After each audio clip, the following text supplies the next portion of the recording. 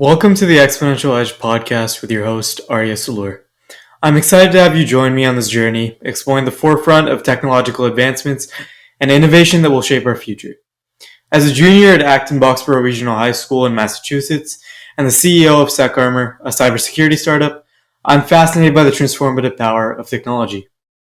In this podcast, we'll dive deep into 5 key areas that are poised for exponential growth in the next decade. We'll be exploring the realms of cybersecurity, generative AI, sustainability and climate tech, biotech and human longevity, as well as the reshoring of manufacturing. And we'll also go over rising startups disrupting the marketplace. These topics and businesses hold immense potential to revolutionize our world and redefine the way we live, work, and interact. Each episode will feature insightful conversations with experts, thought leaders, and visionaries who are at the forefront of these fields. In just 30 minutes, our goal is to provide you with 5 signature nuggets of wisdom from our guests.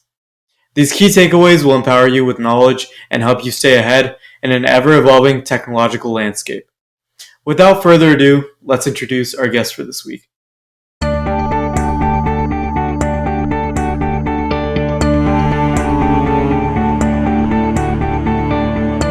Hi, everyone, and welcome to this episode of the Exponential Edge podcast. Our guest today is Dr. Anil Khurana, the Executive Director at the Baratta Center for Global Business at Georgetown University and a professor at Georgetown. Hi, Anil. Hi, Arya. Good to meet you.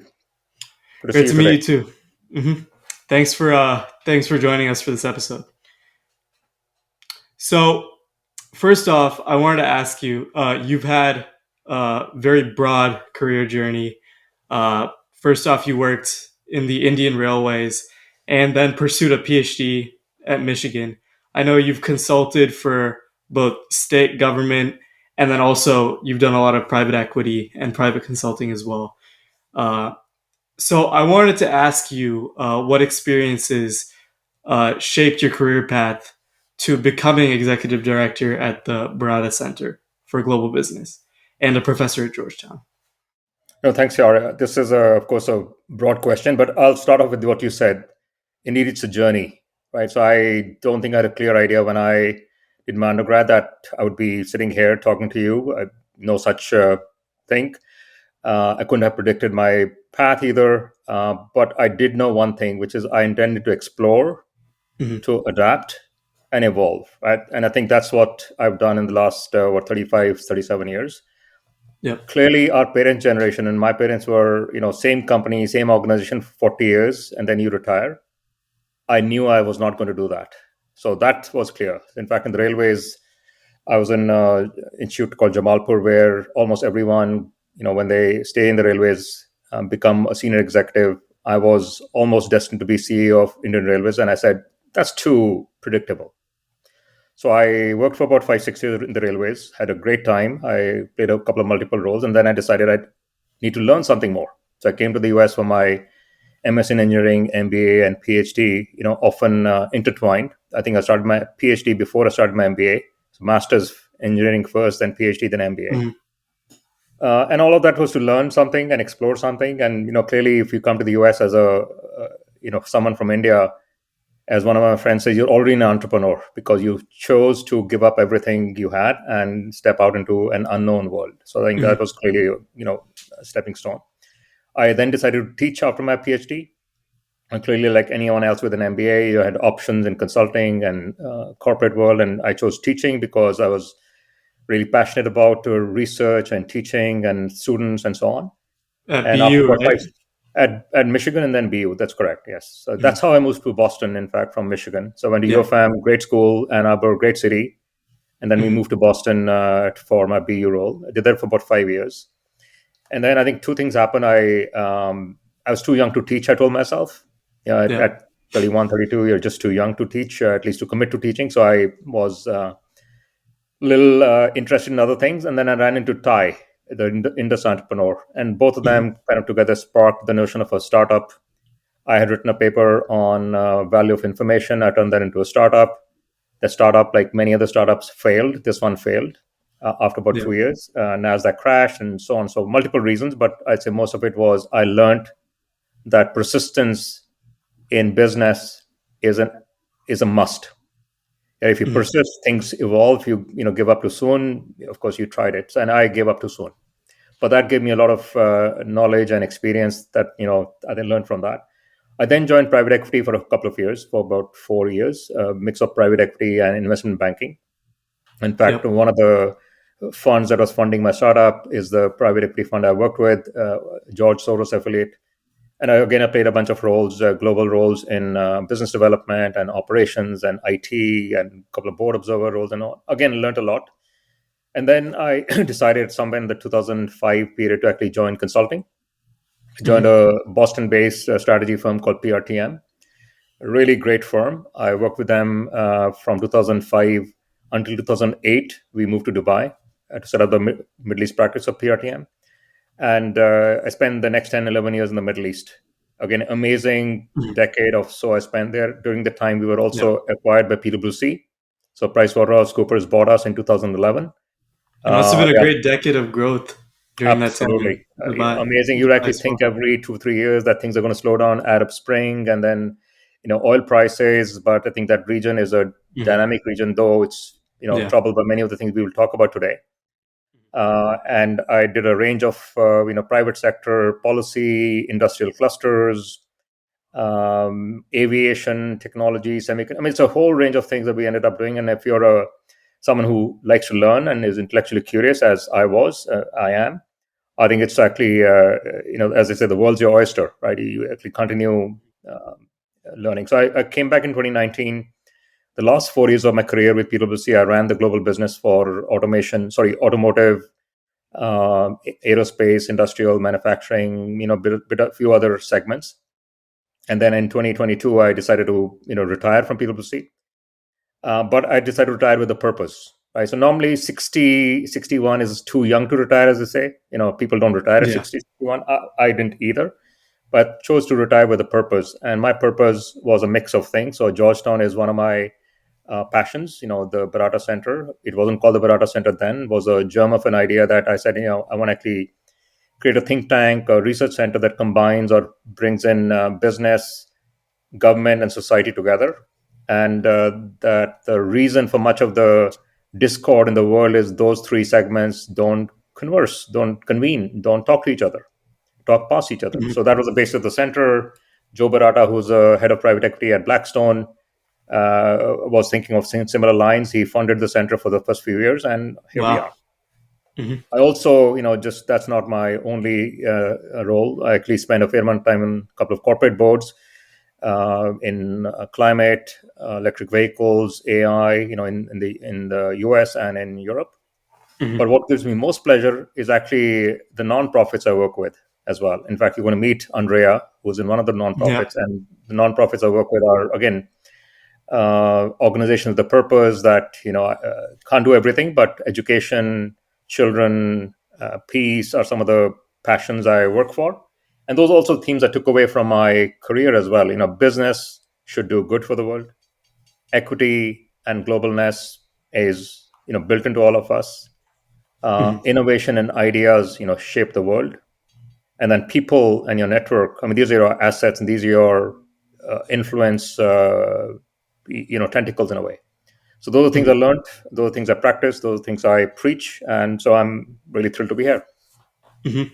Yep. Thank you for that.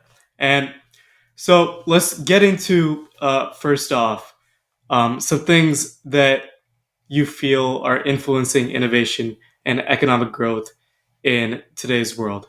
Today, for this episode, we're going to be talking a lot about trends for the future, broader trends, um, and globalization for the future. So, first off, geopolitics, geography, demographics.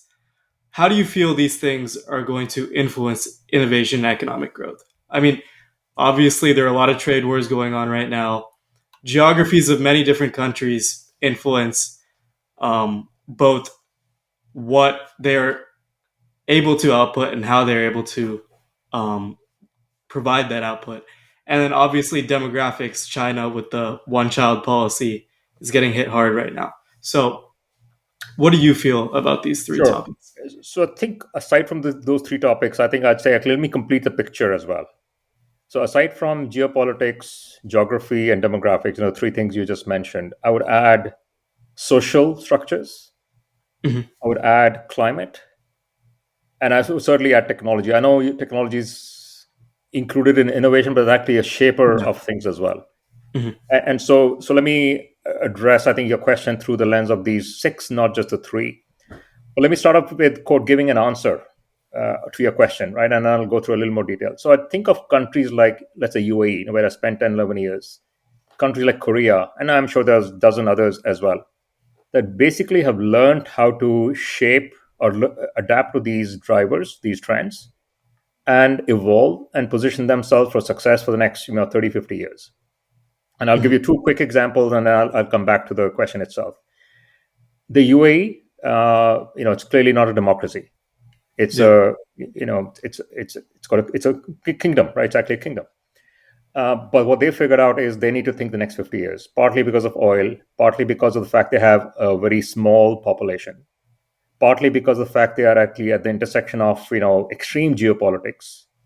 And so what they figure is, well, we need to think about the future, we need to invest in the future, but we also need to think about global collaboration.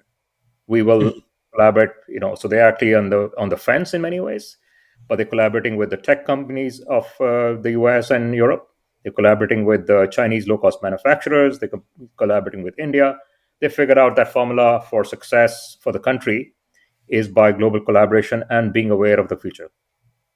Mhm. Korea, very similar picture. I mean, in quite a different setting, of course, in geography and demographics and geopolitics, but very similar there. I think they have a 50-year view.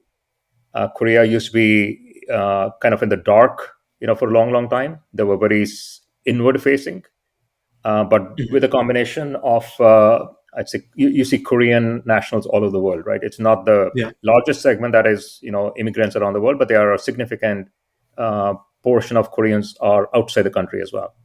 And the Mhm. food, the technology, the desire to learn and be connected, I think is a trait that Koreans have as well. Again, they Mhm. figured It's out definitely global, one of the fastest growing economies in right? the last 10, 20 years. Absolutely. I mean, in the Mhm. 1970s, Korea was a poor country, a developing Yeah. country, right? And Mhm. today they are amongst the top, 10, if not better than that. Mhm. If you look Now, at let me. like Seoul right now, it's That's amazing. right. Yeah, absolutely. Amazing. Again, lots of other amazing countries as well, but just to Mhm. illustrate, I think, the theme that you outlined. So let me Yeah. just go through a couple of things that you mentioned. And so, first of all, I think we have for the last 20 years known as a world, business world, as a political world, as a societal, that there are some big trends shaping our world.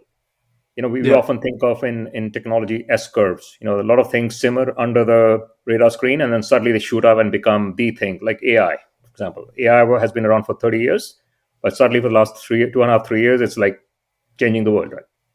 Mhm. So the trends have been very similar. The trends have been around for a long time, but it's now becoming clear how they are shaping up things. And so let me start with the geopolitics. I'll say a couple of things. So the US has realized after several decades that China is a heavyweight.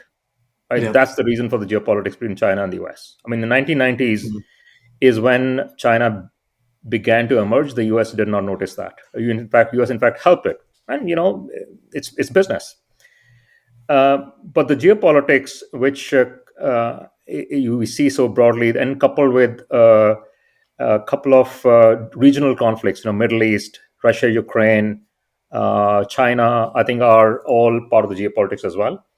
I think Mhm. also links into the failure of the United Nations. The UN has not delivered in the last 25 years in particular on a series of things. And I'm not the first one to say it. I won't be the last one to say it.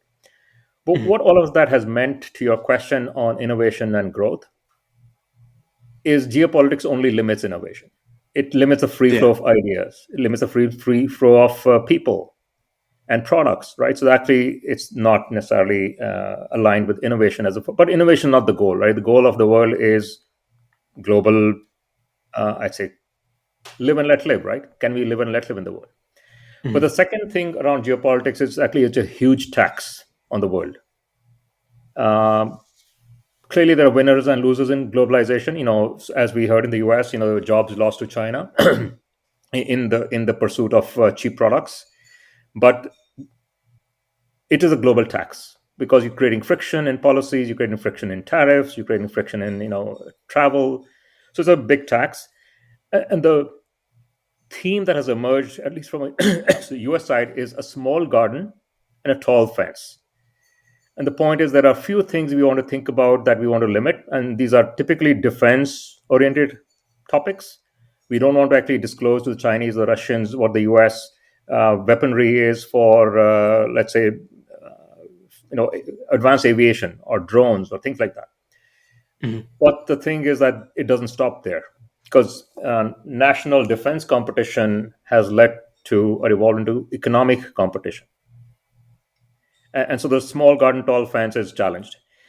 Geography is an interesting one. I certainly would say it's less important than before. 50 years ago, geography was important. In fact, there's a book, Guns, Germs, and Steel by Jared Diamond, I think written maybe Mhm. 25 years Yep. ago. I've read some Pretty much, excerpts of that actually for history class. yeah, it's a very well written book. It's controversial in some ways, but I think the Mhm. fundamental notion was, geography shapes Yep. global competition. It's not that the Europeans or the South Americans or all were better or worse in their preparedness for economic competition. It's just that geography played a big role, along with other factors, luck as well. So geography and luck Yeah. played some factors. Yep. So geography is important, but clearly location of the Suez Canal, Taiwan, the Panama Canal, these are important geographic locations that shape the world, but geography is not as important. The second, in the same context, I would actually mention another book called Small is Beautiful, Earl Schumacher, I think. And Small is Beautiful painted the opposite picture, that resources do not matter. Okay, they matter, but you can actually build your economic prowess based on education and innovation and so on. And if you think about Singapore and Germany, and we talked about Korea earlier, and Switzerland, right? These are countries that had no resource wealth. I mean, no minerals, no oil, very limited in many ways. I mean, Singapore is actually, other than access to the sea, has very little of natural resources. And yet they built successful economies and successful and peaceful economies as well at that, right? They didn't have to go out to war. Clearly, the US and China, and I would add Russia to that as well, are large countries with large geographic boundaries. And in those boundaries, pretty much everything is there. I mean, the US has everything, right? Oil, minerals, natural resources of various kinds, uh, agriculture, fruits, right? The US has everything. And so, in some ways, it's not a surprise the US is doing well. But of course, other things came together as well. China, same thing. Large country, range of resources. And in some ways, I think the surprise is actually Russia, large country, and has blundered its way through decades, right? And it partly says that the ism, is it socialism that led them down, or is it poor governance that led them down? But the point is that all three, US, China, and Russia, started off pretty much equal in terms of their natural resources, but they are in different places. If I shift to demographic, which you I think outlined the China issues, I mean, clearly populations around the world are aging in many countries. China being an example, Japan, even Europe. The US Switzerland is too. Switzerland, Mhm. and the US is aging slightly as well, except that the US immigration policies, and I think you talked about immigration as well Mhm. in another point Yeah. earlier, is the balance there. But some countries are also have young and unemployed, right? And this is the problem with, let's say, the Middle East. Is the challenge in Africa. How do you channel that capacity, that human talent and human capability to constructive end and not let it go to a destructive end, which is, I think, where the world is somewhat failing. And then clearly urbanization, right, is another form of demographics. Is people are moving to the cities. So when I think about the impact on innovation, urbanization is a big driver. We are solving city problems. How can we address traffic congestion? How can we improve renewable energy in cities? How can we put solar panels on roofs, right? So the urban setting has become important, and perhaps in some ways overly important, and not enough attention to, let's say, rural settings, which actually also need innovation and economic growth to be drivers. Yep. And then I'll add a couple of things I mentioned earlier: the social dimension. The haves and have-nots that we are creating more and more in the US and worldwide is a handicap.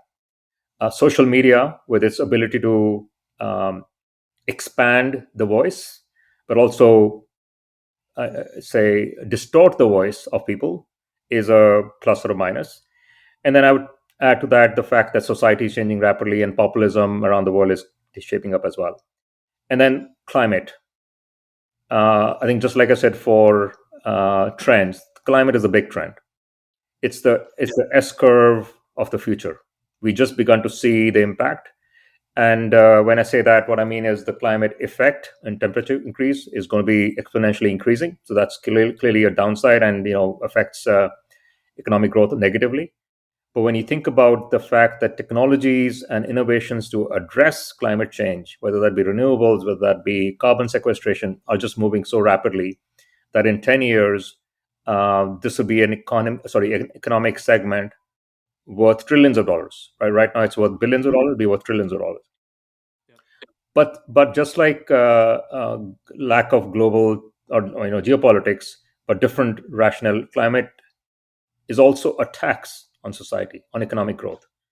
We are over investing right now. In fact, I would venture to say that the inflation we see around the world is partly triggered by investments in climate because we hadn't planned for those, amongst other things, right? So climate has a impact on innovation, but also it's a tax on economic growth in the long term, right? So in the short term, in the long term, it's actually going to be a positive outcome. And technology is always in flux, right? We've discovered the last 200 years since the Industrial Revolution that technology every few years is coming, it's going to change. And industries in particular change through a series of changes, like the shift from IBM as a dominant force to Intel and Microsoft as a dominant force, 30 years ago, which was essentially a particular industry, in this case, IBM, computing, semiconductors, processors, changed from being a vertically integrated industry to a horizontal industry where Microsoft and all come in. And all of these things spark another generation, like decades of innovation and growth as well. And the one thing I would add is when there is disruption along any of the dimensions we just mentioned, geopolitics or demographics or technology or society, is both the risk and the opportunity. Both the risk and the opportunity. So there are countries today, like I mentioned UAE earlier, are looking at those intersections saying, where is the opportunity for this country, for our country or our region to be able to take advantage or also contribute? So I think that's a complex set of topics, but I think it was a great question to bring together, the drivers that we see around and the implications on the world in terms of not only innovation and economic growth, but also societal impact as well. Mm-hmm. Yep, One definitely. thing I would add to that is, if you drew a risk chart, and many organizations do a risk chart, the risks that we see today on economic, social, environmental, and a few other factors are perhaps at an all-time high. Right? When things are at an all-time high is also when they will suddenly change dramatically too. Yeah. So anyway, let me pause there. Yep. And I wanted to talk first off specifically about the natural resources. You delved into it a little bit, where some countries without many natural resources and small in area still have managed to build some great economies. And I wanted to ask you specifically, you talked about Dubai and the Middle East and oil, but also tying into the climate aspect of it. Argentina, Chile, some of the South American countries have found lithium very recently. And obviously, that affects production of renewables and these electric vehicle batteries, right? So, how do you think specifically natural resources and their availability impact the direction of technology, and specifically in the next decade or two? Yeah, so I think we've seen for the last couple of 100 years that natural resources are both a boon and a curse. And they clearly are a boon because you have an asset that can enable you to mine the earth and generate wealth and so on. But the curse is that it has rarely led to two things. One is shared wealth, distribution of wealth, and the second is innovation. And there's a variety of reasons for that, but fundamentally it's societal, socioeconomic structures as well as poor governance, right? So think of Nigeria, think of many of the oil countries, even the Middle East, right? Till 25 years ago, you would not have considered them on trajectory that we see today. Um, Innovation, I think, is driven by the desire to enhance value, improve things. And having too much of natural resource often becomes a disincentive for that. So if I take your couple of examples and then I'll mention a couple of things also. Um, so take the Middle East and take South America. The Middle East and South America, both of them till let's say 2000, were not managed to the extent that was needed. So I wouldn't say they were mismanaged, but I would say they were not managed to the extent that was needed. I mean, Saudi and UAE and all were wealthy, but the wealth was Mhm. concentrated in the royal families and Yeah. a few other segments, and was not being used for economic development. But they were wealthy, but not shared. Uh, South America different again, always plenty of resources, but always one step short of delivering on their promise. So I know less about Latin America than I know about the Middle East. But to answer your question in a sense, lithium is found in plenty around the world. Yeah. There's no shortage of lithium. It's the shortage of lithium processing and the ability to make lithium in a low energy, low carbon footprint sort of manner, and also link it then to the battery manufacturing, which is important. So lithium is not going to change South America's fortunes. If at all it's going to change something, going to change South America's fortunes, it's actually the on the resource side, at least copper, because as we electrify the world, a lot of copper is needed in energy, in vehicles, in chips, and so on. So copper is the resource, but I think still I would say go back to the small is beautiful idea. Education and technology, and I would say more and more flows of people and services are the one that'll generate something for South America. But if I, again reference some of the global strategy that we've learned over the years, over the decades, and I think what Michael Porter with his country diamond model and so on, natural resources are one of maybe a dozen sets of assets, resources, and capabilities that countries need to compete and compete well. So it's not the only one. And in the case of natural resources, governments then have a big role to play. And so I would say combine natural resources with the role of government and then the notion of distribution of wealth. Those are the three ingredients for uh, um, resource rich countries to be successful. And it's not easy, as we've seen. For developing countries, poor countries in Africa and Asia, I think the problem is even more compounded because the distribution of wealth idea is so far from reality today that it's going to be years and decades. So I think that despite the trends and my comment that at the intersection of trends are opportunities, some of the poorer countries in the world are not going to be able to take advantage of that unless something dramatically changes. So I've spoken to several African country, senior politicians and all, and I think the key for them is to actually have a vision that they actually deliver to. But as we know, the politics of the region is very, very complicated between the tribal politics, and then the multi-ethnic politics, and then a bit of the historical battles and wars as well. Mhm. And now, just shifting a little bit, I wanted to talk about a pretty huge topic recently, tech regulation, and how that affects innovation, how that's going to affect innovation. I know the EU has very strict laws, including the GDPR, which businesses, American businesses and foreign businesses, now have to make a completely or pretty different set of applicabilities for their products to have them be usable in Europe. So that's also deterring a lot of these businesses from expanding their products to Europe. So, can you talk about this and how this might hamper innovation? So let me start with a slightly broader comment first, and then go to your data GDPR question as well. So, broadly speaking, technology has such a great potential and has it's like the genie out of the bottle, right? It can go positive ways and negative ways. I think that's the balance that regulators are trying to strike fundamentally. Now that balance that they're trying to strike then has several elements. One is clearly one of dominance and monopoly, which is an important one because that shapes consumer pricing, jobs, and so on. And that's clearly on the mind of the EU regulators and the US regulators as well. I mean, like, right now, listen, all the tech companies in the US, Google, Amazon, Microsoft, Apple, I'm sure Nvidia soon, are or will face monopolistic practices lawsuits by the US government.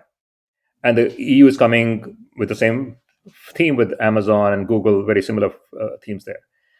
GDPR in particular, and I think this is a widely acknowledged concern by businesses in particular and consumers as well, is actually handicapping Europe.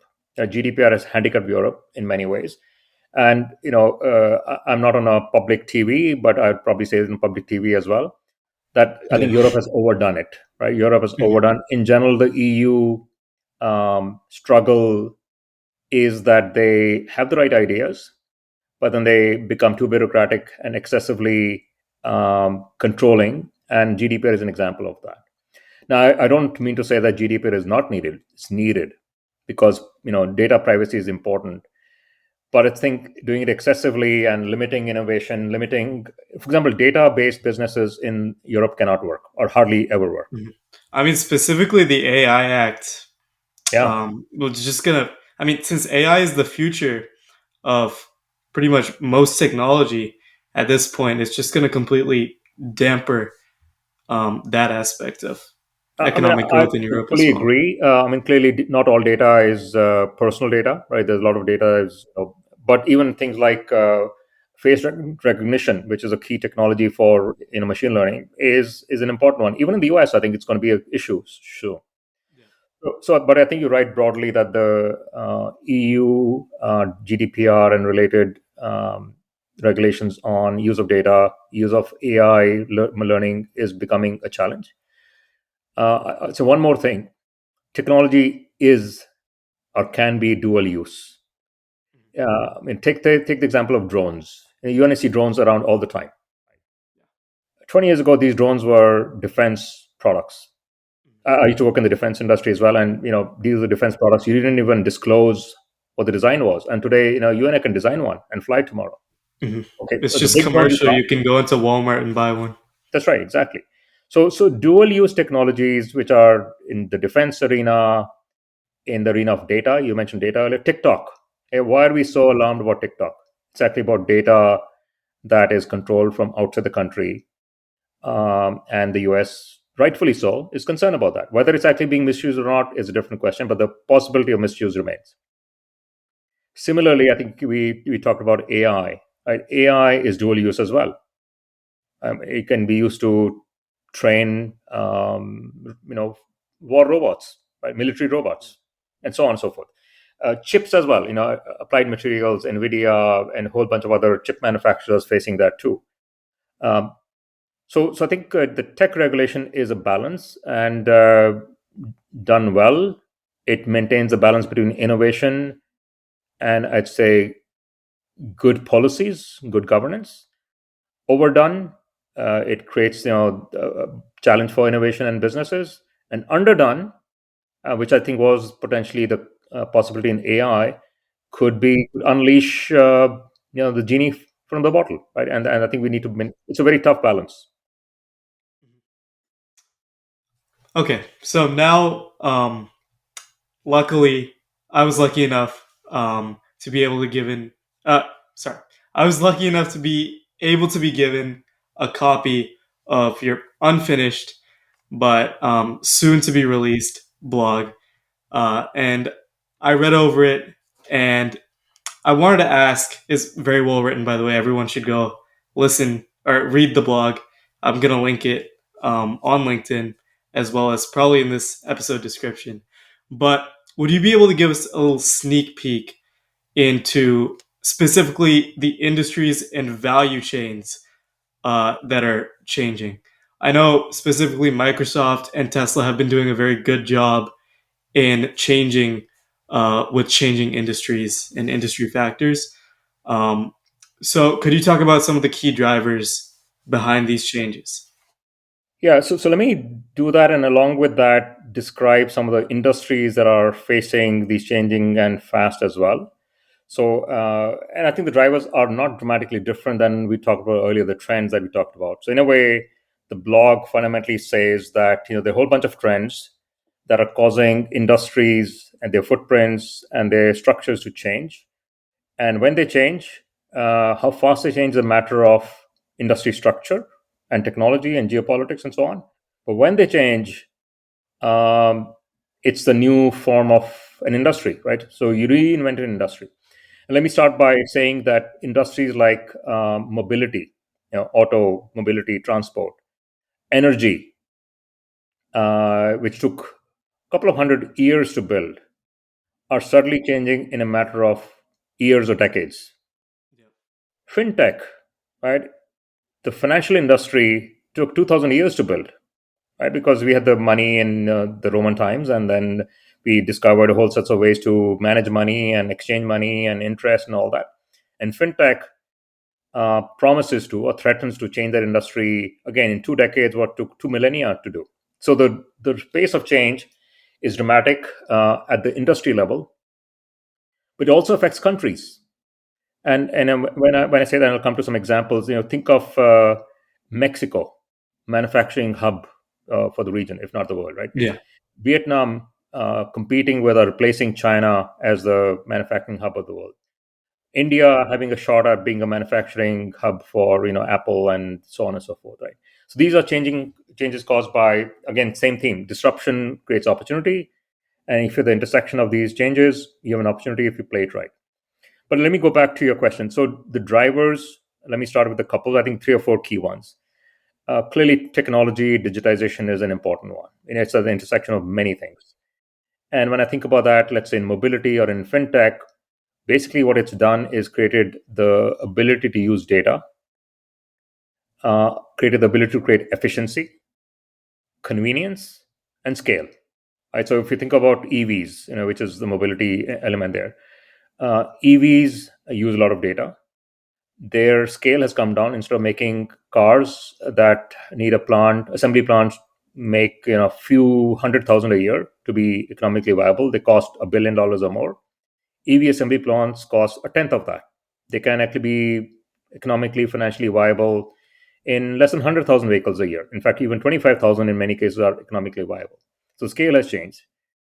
Because EVs don't require the manufacturing of or casting, forging, machining of the engine and the crankshaft and the camshaft and so on, they have much simpler parts.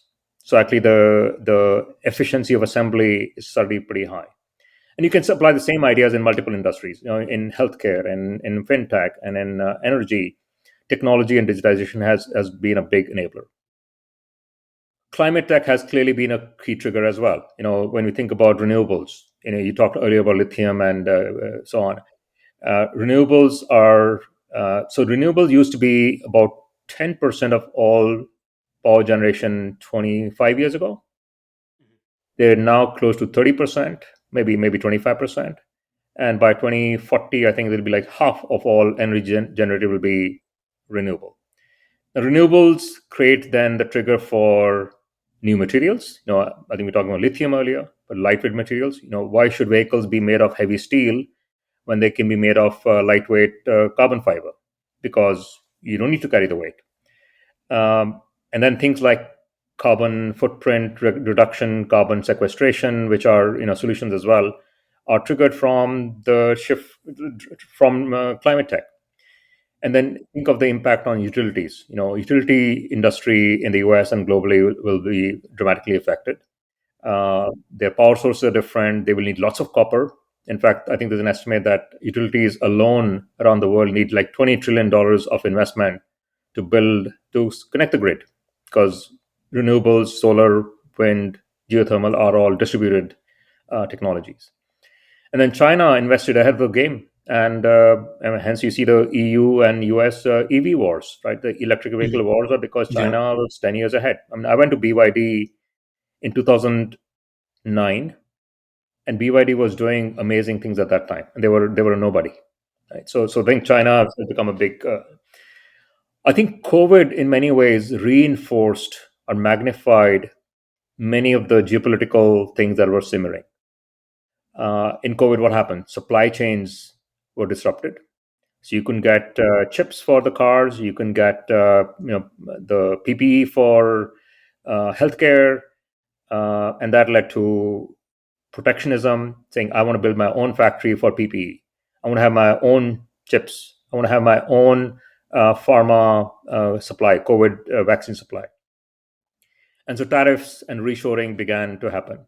And all of this again affects industries. I think back to the question of the blog, and I think how industries change. The food industry. I mean, the Ukraine war means that a lot of grain demand in the world is actually shifting. There's actually new farms being set up already, aside from technology enablement. We've seen semiconductors. I mean, the IRA in the US and similarly in India and even China is trying to build their own semiconductor capabilities on both design and manufacturing. And then the last thing I would add is that we talked about trade earlier.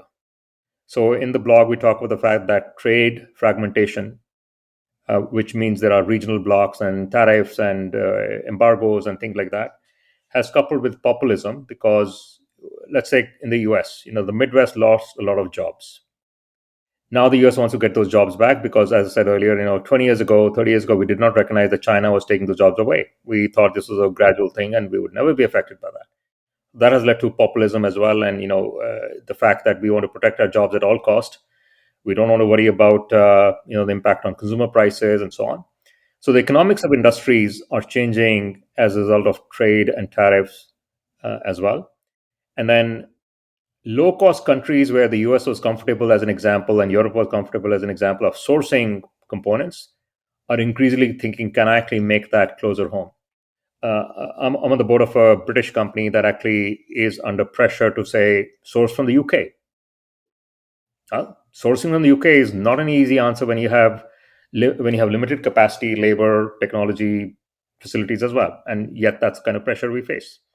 And that's where I think, as I mentioned earlier, the Indias, the Mexicos, the Vietnams, and a few others have begun to benefit because, in a way, they are less threatening to the US and Europe than China is. But don't take it for granted that it won't be a threat because over time, India's progressing very fast in their economic development. Will compete with Germany and Mhm. others. Yeah. And you've illustrated all these topics and delved into the geopolitics and how they're affecting different geographies and countries. Now, could you illustrate how these factors are influencing different business strategies and operations? I know vertical and horizontal integrations, which have been Right. staples for hundreds of years, in especially American businesses, are being affected a lot by these changing trends. Yeah, so I've got a whole bunch of examples, but let me give you a couple. So I'll take a few different ones. Let me start with something that we haven't talked about so far: investing. Mm. Right? Investing is an industry; it's a financial industry. It's not fintech; it's actually the investing industry where investors, private equity, venture capital invest Yeah. around the world. And some of the same factors. I'll give you a clear illustration. Sequoia Capital, which was till 2.5 years ago, I think, four continent. I don't want to say $1 trillion, but hundreds of billions of dollars of investing going into VC. Yeah. Decided, I think, 2 years ago to split into three. They Sequoia US Invest in Europe, they Sequoia China, and then they Sequoia India and Asia. So three Sequoia split into three Mhm. because they could no longer manage the pressures from reporting, from anti-competition, from national security that they were facing. Right, so they split into three. And very different example than I think perhaps your intent was. But let me give some examples closer home, more interesting. Sorry, more visible. So you mentioned the EV and auto industry. Yeah. And I give you a hint earlier that there's a UK manufacturer that's under pressure to source from the UK alone, and that pressure is increasing. Today itself, or yesterday itself, the EU slapped tariffs, the US slapped tariffs on EVs from China, and the impact of that is that there will be EVs made in the US, EVs made in Europe, but that'll cost 10% more, 20% more. 15% more. And what that means is the suppliers that were supplying these companies, um, who might have earlier supplied from China or from Eastern Europe or from India or from Mexico, may have to locate their supply bases closer to these Yeah. OEMs, because that's the pressure they're facing, from the demand side, technology side, geopolitics in particular. Mhm. Uh, let's look at a industry of the future. So EVs, renewables, while they are actually clearly happening right now, are in a way industries of the past. I don't want to say the industries of the past, but they've actually, the investments in these started 20 years ago, Yeah. right? Mhm. Whereas there are industries of the future that are there as well, and I'll pick two, maybe three. One is the hydrogen industry. Now, that's not known as an industry right now. Yeah. Because Mhm. hydrogen used as a gas, it's used in industrial gases, it's occasionally used for fuel cell, but very small quantities. It could be a fuel for power plants, but it's not quite viable yet. And yet people acknowledge, I'll give you an illustration. It's actually in a book by a couple of authors, a German and an American author. If humanity landed on Earth and said, I want an energy source, what would they look for? They wouldn't go looking for coal and oil, which is, 1,000 feet below ground. They'd say, look, here's the sun. Let me capture the sun. It's actually energy. Yeah. That's what hydrogen is in a way. Hydrogen is the ability to take energy, turn that into a medium like hydrogen, which is clean because the combustion of hydrogen is water, H2O. But in the hydrogen industry today, the costs are high. So you can't have a viable hydrogen solution right now for supply or fuel cells or energy generation. But it's seen as an industry of the future. And what's happening is that, as an example, the US or Germany do not want to be left behind, right? So they are over investing in this industry, because the US wants to be ahead on, so batteries and EVs and renewables. I think US fell behind, but hydrogen, you don't want to be left behind. Similarly, Germany, it is actually energy security. Energy equals economic growth, economic progress, right? So they want energy security. And hence, I think if you think about where the seeds for the future industry are being laid, the investment from the IRA in the hydrogen hubs, the investments that are being made in technologies for, the components that actually go into the hydrogen catalyzers and all, are being developed right now. And so that industry is an example where it's going to be concentrated in some countries. Several countries are behind on that. Whether it becomes the dominant one for energy and portable fuel, don't know. But that's an example. A similar example, but which is in front of us, is AI and cloud. Okay, it's not an industry, it's a foundational platform right now. But you see the barriers that being created on AI and cloud hosting, and every country wants to have their own AI strategy. AI companies are being asked to limit, I think, as you mentioned earlier, with the data from the EU. So this is a future industry being shaped by the geopolitics and the technology and the regulations and so on. And then we talked briefly earlier about lithium. So the rare earth and the minerals that are needed for the transition, for because listen, all of this is computing based, so they all need processors and servers. What's AI? It's a whole bunch of chips that run faster because the computing speed just went up. So we all need the gallium and other components, sorry, other minerals needed for the future computing and clean technologies. And that's where Africa and parts of South America um, are seeing and are developing strategies to change the future for themselves. So, Yeah. whole range of example, if you think about COVID vaccines, right? I think every country has a COVID vaccine manufacturing capability now. Yeah, so businesses have had to adapt to all these changes, and that's kind of what the blog is. So the blog doesn't quite predict where the future is, but it begins to shape the thinking on how to think about the future from a country or a company or a government or investor perspective. Mhm. And now, talking about how all these changes are affecting the reshoring of manufacturing to big uh, countries with a lot of economic growth. Specifically, I wanted to talk about businesses and companies. One in particular I actually interviewed a CEO of an entrepreneur from Ukraine. He owns or has been part of many companies, but one in particular, they use AI for pet cameras they're mainly sold in America and Western European countries. But he and his whole team, they work in Ukraine, and their manufacturing is done in China. So I wanted to ask you how companies and governments are going to be changing with this reshoring of manufacturing. Do you think that is something that we will see less of? Um, so reshoring is a manifestation of protectionism, right? National protection, national policy, for fundamentally two reasons. One is true national security. We want our own health supplies. We want our own defense supplies. And then the other one is economic security, right? The two have become intertwined. Uh, if you look at the data today, and I'll come back to your question as well. If you look at the data for the last 15 years, um, trade patterns, especially when you look at the US and China export import, have been dominated by geopolitics. So when I say that, what do I mean? A global footprint or global supply chain should typically be determined by geography and economics. Right? Why did we source components from, sorry, parts, toys, let's say from China 25 years ago? Because the Chinese labor costs were low, the toys were cheaper, and the cost of logistics was such that it didn't matter. Right? Shipping toys from China to the US was not expensive.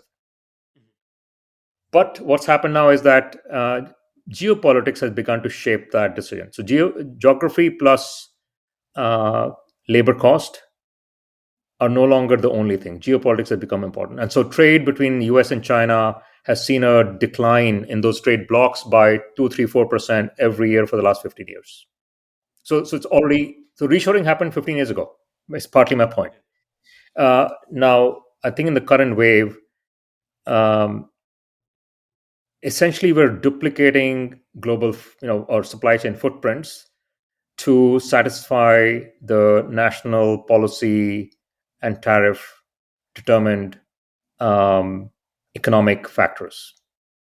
To your friends or to your CEO of the Ukrainian company, source.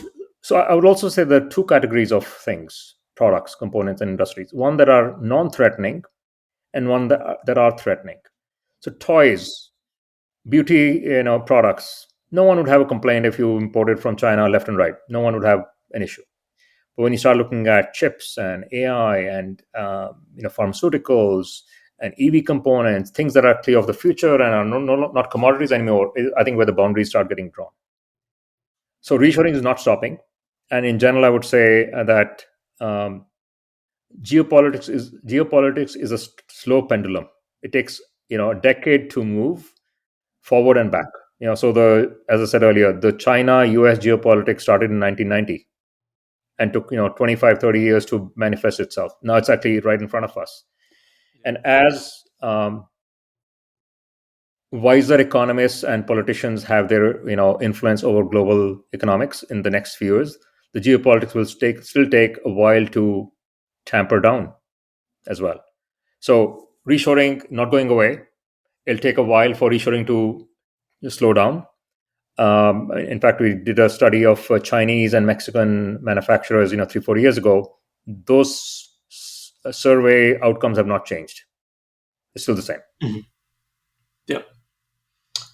All right. And now, finally, can you talk about how reshoring and all the trends that you've covered, how countries and governments are going to start shifting their strategies towards foreign policy to change with these shifts?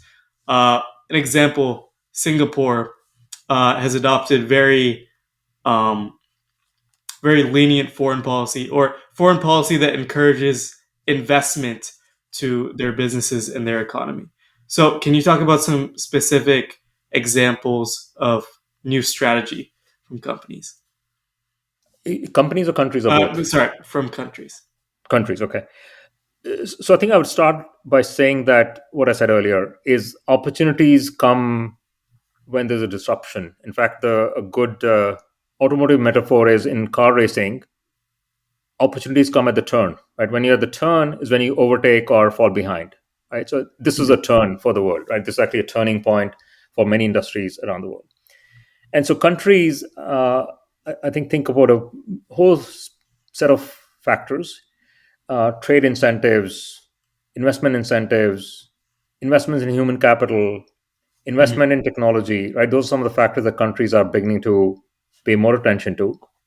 Um, I think at the same time, this takes a skill, right? So again, if I refer back to my opening example of UAE and Korea, these governments, UAE and Korean governments, have learned the skill, have acquired the skill to shape policies that they can actually have a positive role.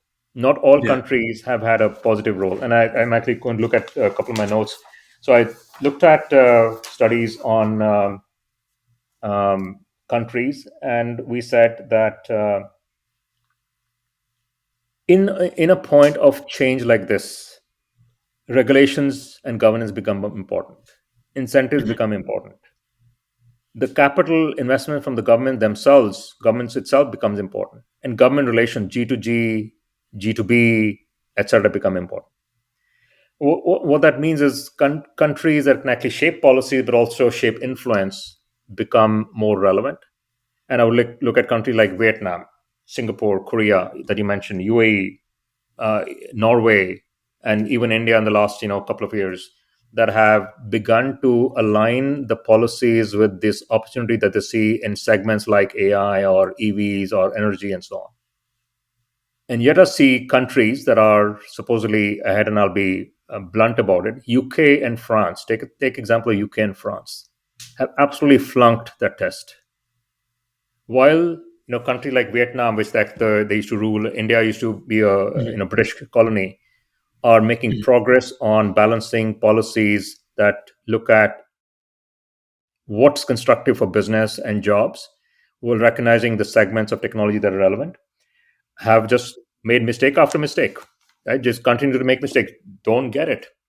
And once you don't get it, it's not rocket science, but you got to think about capital and technology and investments and regulations and transparency. And clearly, I think what we've been talking about is the place of the country in the global value chain, Mhm. coupled with Definitely.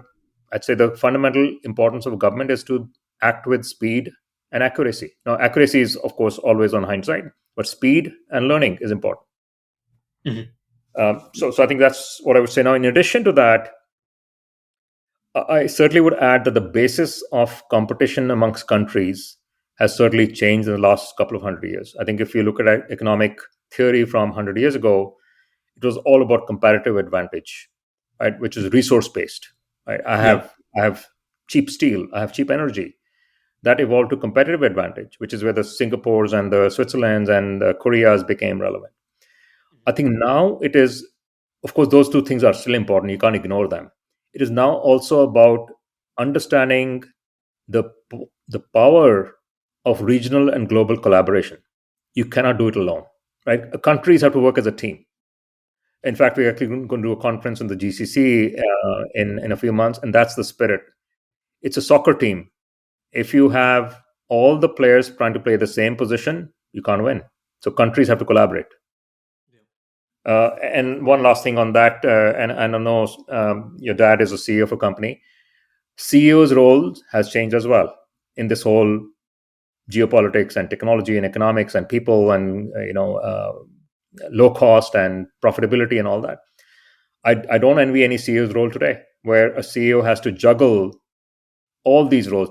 Previously it was that the CEO had a VP of Government Affairs who would take care of Delhi or DC or wherever the company was. Now the CEO has to be there because geopolitics and policy became such a big important factor Yeah. in the day-to-day business, right? Not just once in 5 years, actually day-to-day business.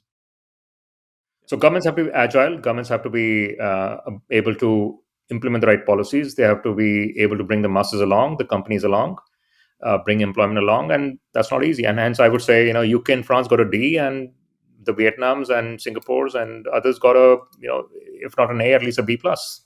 Mhm. That's really funny. Yep. So now to end us off, could you please give us your five key insights on the topics and trends and shifts that we've covered throughout our whole conversation today. Yeah, no. So first of all, great conversation. Thank you. You Yeah. clearly Thank you. understood much more from that blog than I think I would expect a high school graduate to do. So I mean, this is a great topic. It's kind of what the podcast is all about. It's not focused on one specific field or topic. It's where the whole world is headed yeah, and what's making it head and in it's that also direction. missed out a few things. So I will acknowledge there are quite a few blind spots as well, and we're trying to address that in a I follow mean, on. I think this is definitely more than enough for one episode. I mean, this is something that could be covered in multiple episodes, and I think you did a really good job explaining it to viewers in this episode. Well, thank you, Arya. So And I thank think you, you asked the right question. So let me thank you. compliment you as well. So to your question, I'd say four or five things. You said five things. One is that industries are global ecosystems. Right? They're not standalone industries by country, they're actually global ecosystems. And they're being shaped as we operate in them. It's technology, vertical to horizontal shifts in technology, like in the process industry. Global footprints, reshoring, as you mentioned earlier. So instead of facility in China, now you have a facility in Mexico. You got to manage it differently. So ecosystems are changing.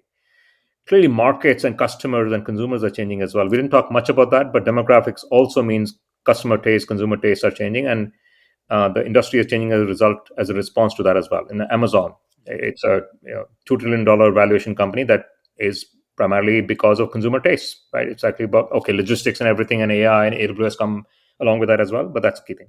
So that's one. The second, the theme of the blog was global value chains. As I said earlier, and I'll reiterate, they are changing in a matter of years and decades. What took centuries and millennia to build, and that'll that'll come with its own challenges and mistakes as well. Regulators will be very much cornered to actually come with the right regulations. You mentioned data in GDPR in Europe. It will happen. And so, the question is, how do ecosystems that are changing very fast sort of have a coordinated planning, regulatory, uh, business to business, business to consumer relationship, the right combination of technology? So, global value chains are changing fast, and how do they actually respond quickly enough to that? I think third, I'll reiterate what I again mentioned earlier. Geopolitics is a slow pendulum. What we're seeing today is a result of 20 years ago. The China seed wasn't in 1990. The Russia seed was when the wall came down. And what we're seeing today, reshoring and the Middle East and China US decoupling is going to be seen for the next 10, 15, 20 years for sure. Um, Countries, I think your question was around countries. Countries compete in many ways. Right? It's competitive advantage, but also collaboration. So collaboration amongst countries is going to be key, especially as they think about um, opportunities at the curve, as I mentioned earlier. There's an opportunity in the energy industry. Hydrogen, for example, hydrogen. How does the UAE and Saudi take advantage of the hydrogen demand in the world in the next couple of decades? They got to think about industry clusters, how to shape those opportunities, how to come in with technology and partnerships and collaborations as well. So that's, I think, would be an important one. And to last one, I would say the thing that is age old, global logistics and trade is still a key artery for the world, right? It's actually not going away, despite digital everything, despite reshoring, the shipping channels. I know there's 3D printing around. That's supposedly a replacement for shipping product. It's not going to happen, right? So it's the shipping lanes, the logistics is still important, um, and these have been coupled or supplemented by a couple other things. Free flow of money, right? So financial. Why do you think the U.S. Sanctioned Russia to stop their money? Right? Money flows are important, and so the whole network that we have of flow of funds is important. But along with that, the flow of people and services is important as well. And so I think that's kind of my last thing is the flow of the world is important. But I would say, Yeah. even though I said don't overplay digital services are going to have a big impact in the future as well. And when I say that, look, today you can have engineers sitting in Australia designing for you here in Boston. In fact, my son-in-law works for a tech company that, in fact, has engineers in Australia working for him while he works from Ann Arbor, Michigan, for his boss who's in Denver, Colorado. Right, digital value add, and then you think about crypto and some of the NFTs. I mean, these are also future economic factors that are going to shape some of the thinking of the world. So let me pause there. I think perhaps a too long an answer. No, thank you. Thank you so much for those. And again, thanks so much for coming on to this episode. It was really a great episode. And thanks to all our viewers for watching this episode of the Exponential Edge podcast. And tune in next time to listen and learn about topics, trends, and businesses that will see exponential adoption in the future. Thanks, Anil. Thank you, Arya. Great discussion. Bye. And yes, Mhm. everything is exponential as well, as you said. Definitely. Changing fast. Bye now. Yep. Take care. Thank you. Bye.